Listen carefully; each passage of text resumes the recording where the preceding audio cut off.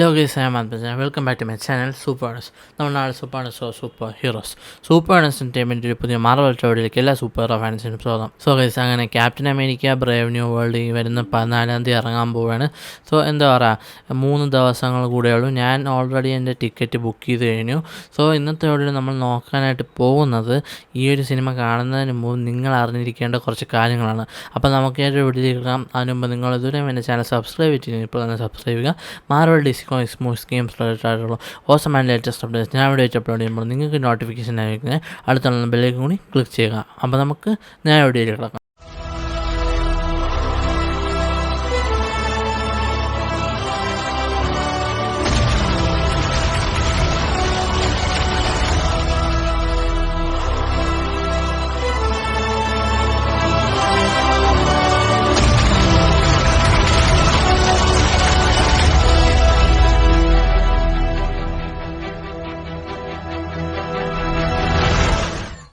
So ആദ്യം ഞാൻ പറഞ്ഞോട്ടെ, എനിക്ക് നിങ്ങൾക്ക് ഏറ്റവും കൂടുതൽ ഫ്രീ ആയിട്ട് സംസാരിക്കാൻ പറ്റുന്ന ഒരു ടൈപ്പ് വീഡിയോ ആണ് things to remember before watching.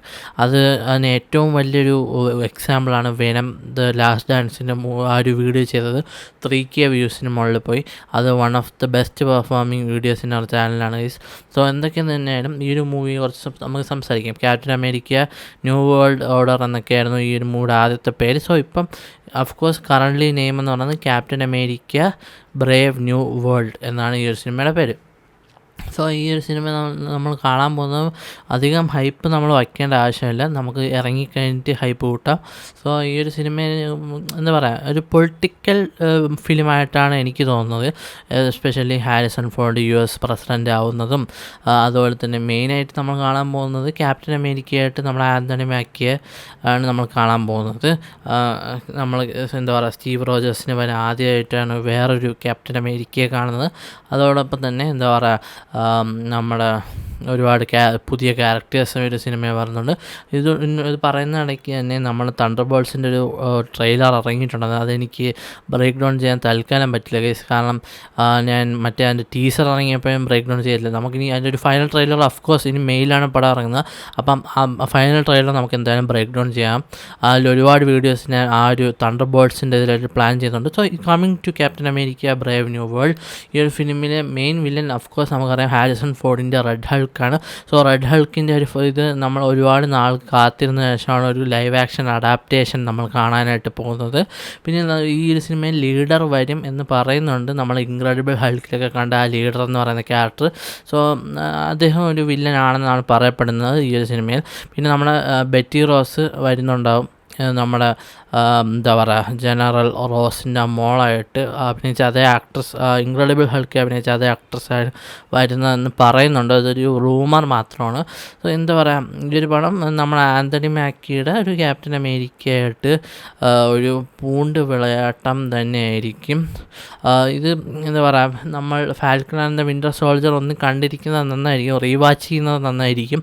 കാരണം ഒരു മദ്രിപൂരും അങ്ങനെയൊക്കെ വരും. പിന്നെ ഇതിൽ എന്താ പറയുക, ചിലപ്പോൾ എനിക്ക് തോന്നുന്നു നമ്മുടെ ബക്കിയൊക്കെ ഒന്ന് കൊണ്ടുവന്നേക്കാം, ചിലപ്പോൾ ചാൻസ് കുറവാണ്. പക്ഷേ നമ്മളൊരിടത്തും കണ്ടിട്ടില്ല.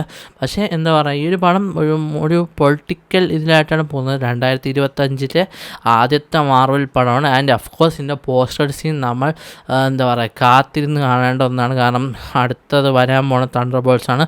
തണ്ടർ ബോൾസിനുപരി ഒരു വേൾഡ് വാർ ഹൾക്കിൻ്റെയൊക്കെ ഒരു ലൈവ് ആക്ഷൻ അഡാപ്റ്റേഷൻ്റെ ഒരു എന്താ പറയുക എന്തെങ്കിലും ഒരു ഹിൻറ്റ് തരുമെന്നാണ് പറയുന്നത്.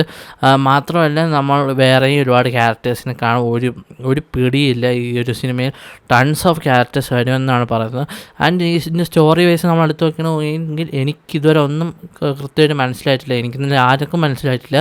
ഈ ഒരു സിനിമ വന്നിട്ട് ഒരു പൊളിറ്റിക്കൽ US ഗവൺമെൻറ്റിൻ്റെ ആ ഒരു ഇതിൽ പോകുന്നതാണ്.